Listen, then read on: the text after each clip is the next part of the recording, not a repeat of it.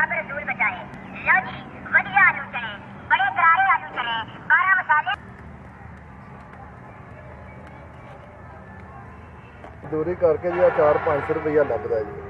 अल्लाह ही दात का शुक्र है, दिहाड़ी जाइदा ही उत्थे कदी लगदी कदी नहीं सी लगदी ते बच्चों का टुकर भी कमाना है तो बस अपनी दात का शुक्र है। इन्ना क माल लै आईदा ते चला के ते उन्हें भी तुर पईदा। ਉਹਦੀ रहमत है, शुक्र अल्लाह अलहमदुलिल्लाह जिन्ने जी अल्लाह की दात पा के रखता है।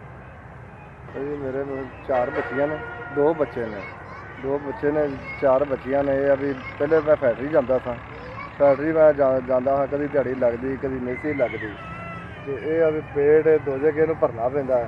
अल्लाह की दात का शुक्र है, लख लख वारी शुक्र है। ये अल्लाह की दात 400-500 रुपया मैंने दे दिंदा है, ਉਹਦੀ रहमत है, शुक्र अल्लाह अलहमदुलिल्लाह।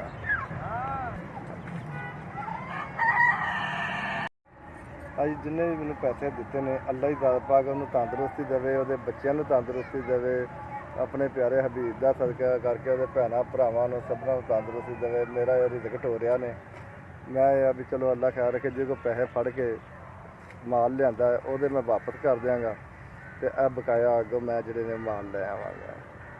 ਅੱਜ जिन्हें मैंने 4000 रुपया दिता है अल्लाह ही दात पा के ਉਹਨੂੰ तंदुरुस्ती देवे, ਉਹਦੇ माँ प्यो ਨੂੰ तंदुरुस्ती दे, भैनों भाइयों ਨੂੰ तंदुरुस्ती, अंग साग ਨੂੰ तंदुरुस्ती दे, अपने प्यारे हबीब का सदका करके, काली कमली वाले का सदका करके, 12 माह 14 मासूमां का सदका करके अल्लाह ही दात पा के ਉਹਨੂੰ तंदुरुस्ती देवे।